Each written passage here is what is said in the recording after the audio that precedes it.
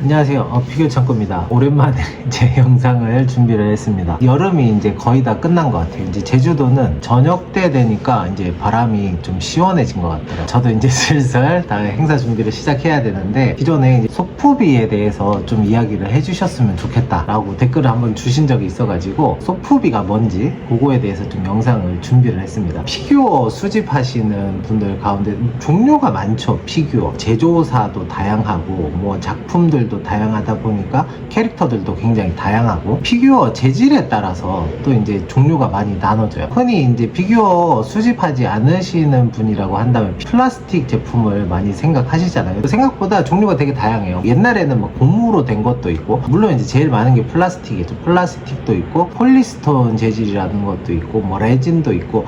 폴리스톤 같은 경우에는 뭐냐면 20-30년 전에는 이제 플라스틱으로 피규어를 많이 만들었는데, 그러다 보니까 좀 디테일한 묘사를 못한 거예요. 그래서 얘들이 고민을 하다가, 쉽게 말해서 석고 생각하시면 돼요. 폴리스톤이라는 거는 석고 재질이랑 플라스틱 이렇게 섞어가지고 섬세하게 뭐 머리카락 끝이라든지 이런 거 이제 섬세하게, 왜냐면 플라스틱은 이렇게 빵 찍어서 나오니까 아무래도 그런 디테일이 옛날에는 떨어질 수밖에 없었는데, 폴리스톤, 돌이죠, 돌.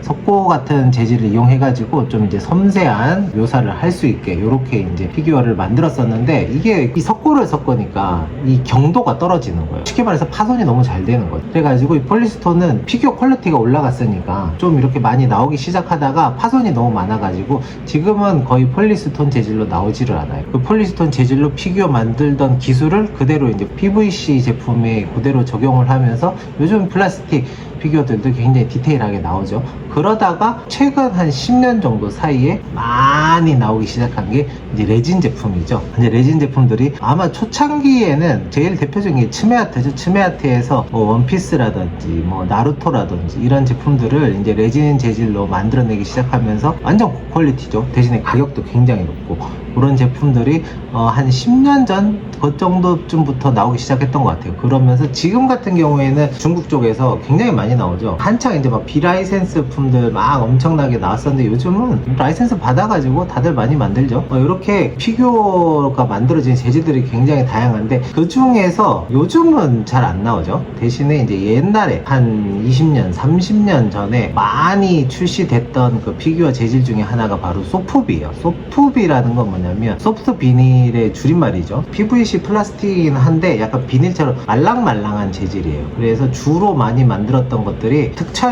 특촬물 피규어들이 많이 나왔어요. 뭐 울트라맨이라든지 뭐 가면라이더라든지 아니면은 뭐 고질라라든지 이런 것들이 굉장히 많이 나왔어요. 요런 게 소프비예요. 우리나라에는 이런 제품 많이 없죠. 그런데 이제 일본 가면은 중고 샵 같은 데 가보면은 굉장히 많죠. 대형도 있고, 요런 거 이제 소형 사이즈, 사실 요 사이즈의 제품들이 가장 우리가 일본 가면은 흔하게 볼 수 있는 소프비 제품들이에요. 보통 이제 피규어라고 한다면은 주로 프레스기로 많이 만들죠.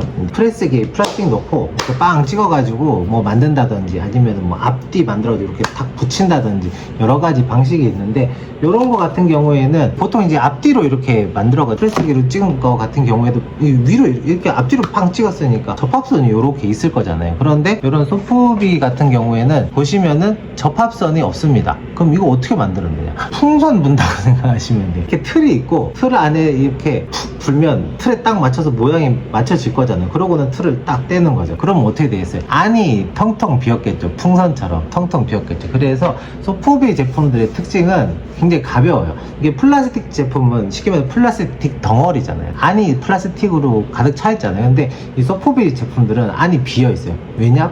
풍선처럼 이렇게 불어서 만들었기 때문에 안쪽이 비어 있어요. 그래서 대형이지만 무게가 굉장히 가볍다. 이게 만약에 안이 플라스틱으로 꽉 차 있다 그러면 재료비가 많이 들었을 거잖아요. 그런데 얘는 이 껍데기만 플라스틱이고 안은 그냥 통통 비어있기 때문에 가볍고 재료가 덜 들어갔으니까 가격이 저렴하겠죠. 그런 특징을 가지고 있습니다. 뭐 이런 거, 요런 이제 디테일한 부분들은 뭐 만들어 붙였겠죠. 네, 전체적인 이 피규어 자체를 이제 그렇게 만들었다, 요렇게 생각을 하시면 될 것 같아요. 이런 식으로 이제 대형 제품 만들 때 좋아요. 그래서 특히 많이 만들었던 게 고질라 시리즈가 소프비로 굉장히 많거든요. 그래서 얘 같은 경우에는 지금 사이즈가 지금 거의 저희 몸뚱만한데 이게 한 40cm 정도 돼요. 엄청 크죠. 이거 가메라인데, 저 고질라는 저기 있는데, 아무튼 가메라인데, 이런 어마어마한 크기를 만약에 플라스틱으로 만든다고 치면 이거 가격이 얼마겠어요. 소프비기 때문에 가능한, 나올 수 있는 물건이라. 그래서 이런 대형 고질라 시리즈들이 굉장히 많습니다. 그런데 이게 문제가 뭐냐면, 피규어 같은 경우에도 제가 이전에 말씀드렸잖아요. 아무리 속이 비어 있어도 얘가 워낙 크니까 엄청 무거워요. 그러니까 피규어 같은 경우에도 자세가 뭐 약간 구부정하다든지 뭐 숙이고 있는 자세, 그런 경우에는 이게 시간이 지나면 얘가 이제 점점 이렇게 휘거든요. 굽어요. 쉽게 말해서 사람이 이렇게 서 있다 치면 발목이 얇을 거잖아요. 그런데 위쪽은 무거우니까 얘가 자세가 막 이렇게 돼 있으면 얘가 점점 휘거든요. 예전 피규어들 수집하시는 분들은 그런 경우 많이 보셨을 거예요. 전 진열장에 가만히 놔뒀는데 어느 날 얘가 이렇게 옛날에 마이클 잭슨 문어커 하는 것처럼 이렇게 기울어져 있는 경우 보셨을 텐데, 그게 플라스틱이지만 딱딱한 플라스틱이 아니고 약간 이제 연질이기 때문에 얘가 무게 때문에 점점 이렇게 휘는 경우들이 있어요. 그런데 이 소프비도 마찬가지입니다. 특히나 안이 비어 있잖아요. 그러니까 얘가 뭐 무슨 힘을 받겠어요. 이 발 이런데 힘을 못 받으니까 얘가 시간이 지나면 점점 이렇게, 지금 얘가 그렇죠. 자세가 이렇잖아요. 그러면 여기가 엄청 무거울 거잖아요. 그래서 이렇게 휩니다. 그래서 이런 제품들은 전시하실 때 보조 스탠드 같은 거 해가지고 뭐 이쪽을 받쳐준다든지 하는 게 좋아요. 지금 얘가 어느 정도로 휘었냐면, 이 꼬리가 지금 편편하잖아요. 그러니까 얘가 바닥이고 발이랑 같이 이게 평평하게 이제 이렇게 전시하는 건데, 이만큼 휜 거예요. 그러니까 이 다리가 휘어가지고 얘가 떠버린 거죠. 그러니까 원래는 이렇게 전시돼 있어야 되는데, 이 발이 이렇게 돼 있어야 되는데 이만큼 휜 거예요. 자세히 보면은 여기 다리에, 여기 보이시나요? 여기 이 부분 이 찌그러져 있죠. 무게에 눌려가지고 우그러진 거예요. 우그러진 거. 소프비 같은 경우에는 이런 단점이 있어요. 근데 소형들은 크게 상관없어요. 무게가 많이 안 나가니까. 근데 대형 이제 뭐 가면라이더 제품들도 있거든요.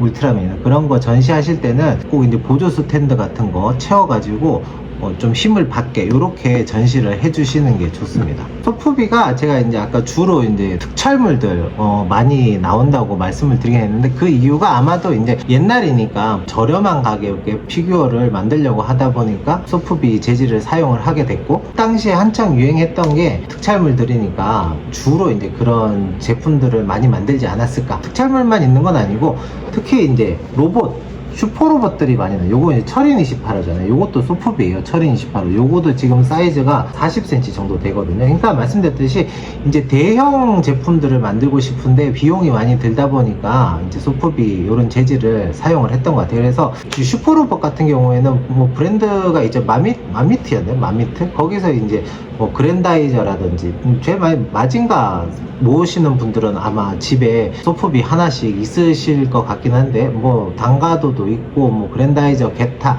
슈퍼로봇들은 이 소프비 제품 대형 뭐 한 40cm 이상, 30cm 이상, 40cm 정도 되는 제품들 만약에 소장하고 계신다 하시면은 아마 그 소프비 제품들 소장하시고 계신 분들이 굉장히 많으실 거예요. 초합금 시리즈도 대형이 있죠. 대합금인가? 뭐 엄청 큰 사이즈 있잖아요. 뭐 그런 거 이제 가격도 어마무시하게 비싸고, 물론 이제 소프비 제품들도 가격대가 좀 비싸긴 해요. 근데 그거는 이게 이제 옛날 제품이다 보니까 희귀성 때문에 저희도 가격대가 꽤 높은 편이에요. 네, 그렇게 이제 가격이 좀 높은 건데, 처음 만들 때는 아무래도 이 정도 사이즈를 만드는데 아마 가장 저렴한 비용으로 만드는 방법이 아니었을까. 디자인도 빈티지한 느낌이 나고, 이게 그러니까 틀 안에 넣어가지고 불어서 만드는 거기 때문에 이렇게 요즘 나오는 피규어처럼 그렇게 막 디테일이 좋을 수가 없어요. 근데 그러다 보니까 약간 이제 빈티지 느낌이 나서, 그런 제품들 좋아하시는 분들은 이 소프비 제품들, 또 이제 대형 찾으시는 분들, 그래서 소프비 제품 찾으시는 분들이 상당히 많으세요. 소프비 같은 경우에는 옛날에 피규어 만드는 대조사들이 많이 사용하던 재질인데, 그렇다고 해서 요즘 아예 안 나오는 건 아니에요. 물론 이제 옛날만큼 그렇게 이제 많이 나오진 않지만, 그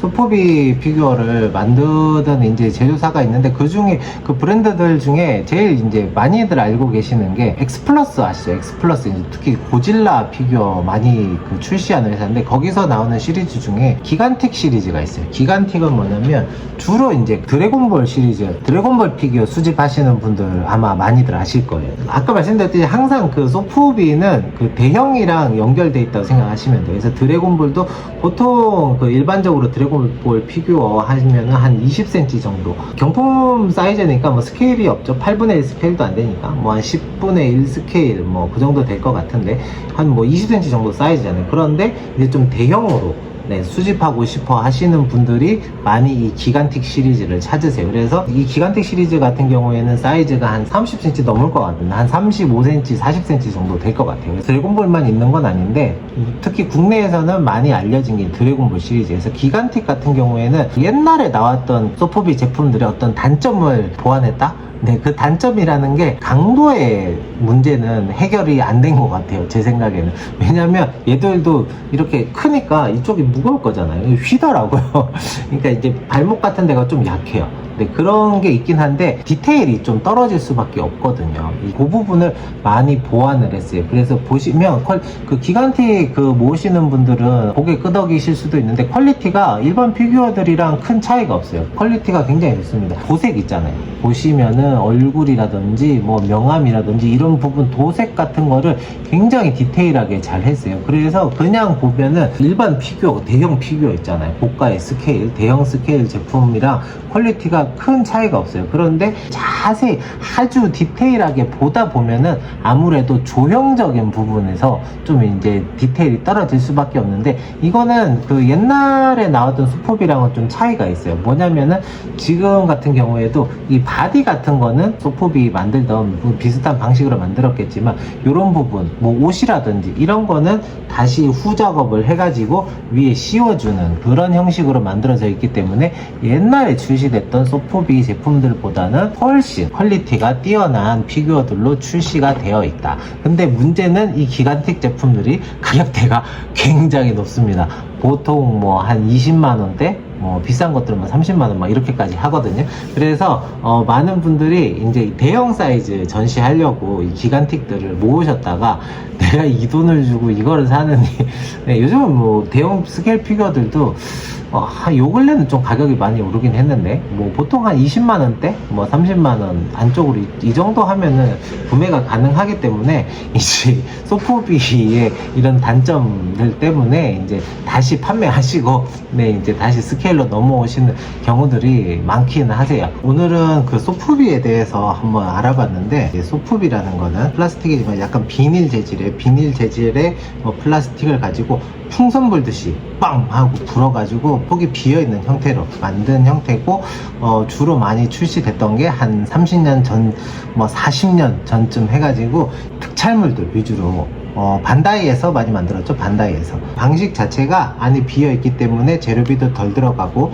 대형 제품을 만들기가 좋았기 때문에 고질라 시리즈라든지 뭐 슈퍼로봇 이런 종류의 상품들이 많이 출시가 됐다. 그리고 최근에는 이제 엑스플러스의 기간틱 브랜드로 해가지고 뭐 드래곤볼이라든지 다른 피규어들도 조금씩 나오고 있고 옛날과 다르게 좀 더 이제 그 도색이라든지 추가 파츠 뭐 갈아 끼울 수 있는 건 아니지만 기본적인 몸에다가 더 이제 디테일을 더하기 위해서 더 붙여가지고 예전과는 다르게 일반 피규어랑 유사하게 그 정도의 퀄리티로 제품들이 나오고 있다. 하지만 가격대가 크니까 네, 굉장히 비싸다.